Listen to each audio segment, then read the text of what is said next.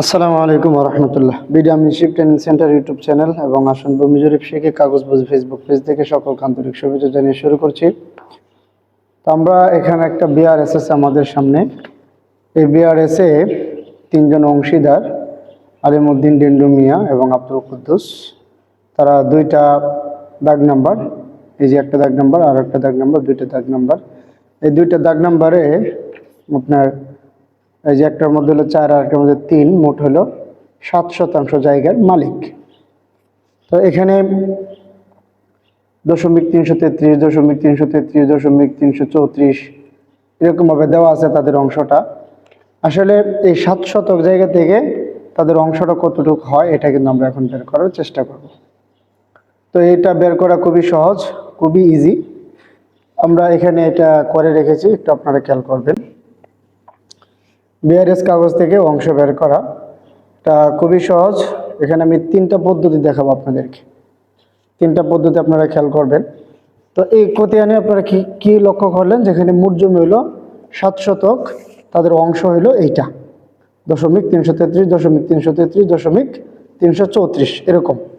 তো আমরা এটা এখন বের করি কতটুকু জমি হয়।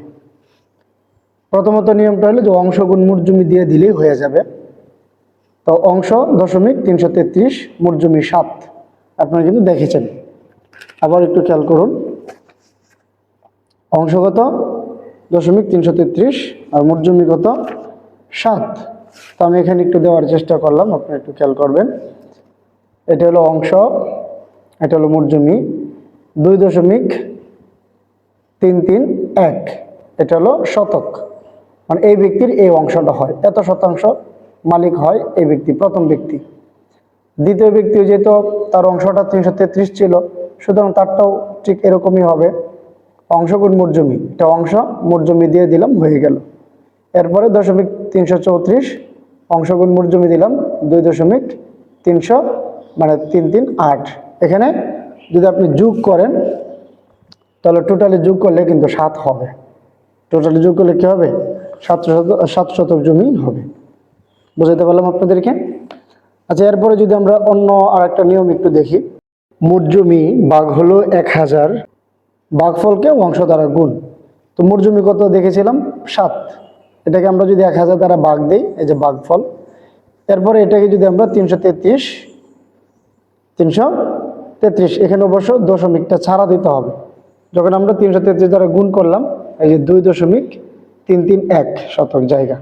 এটার মধ্যেও সেম, মোট জমি হলো 7, এটাকে আমরা 100 দ্বারা ভাগ দিয়ে দিলাম।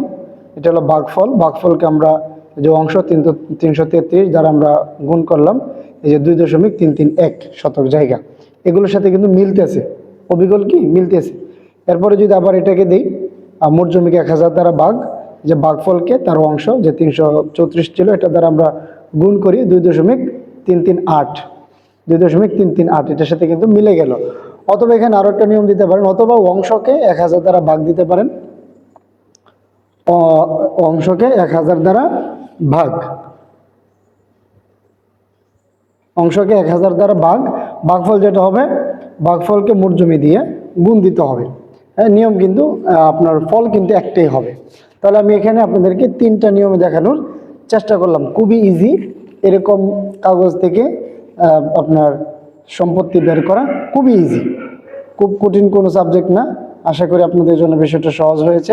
যদি সহজ হয়ে থাকে তাহলে অবশ্যই আমাদের চ্যানেল এবং পেজের পাশে থাকবেন। সকালে ভালো থাকবেন। আসসালামু আলাইকুম রহমতুল্লাহ।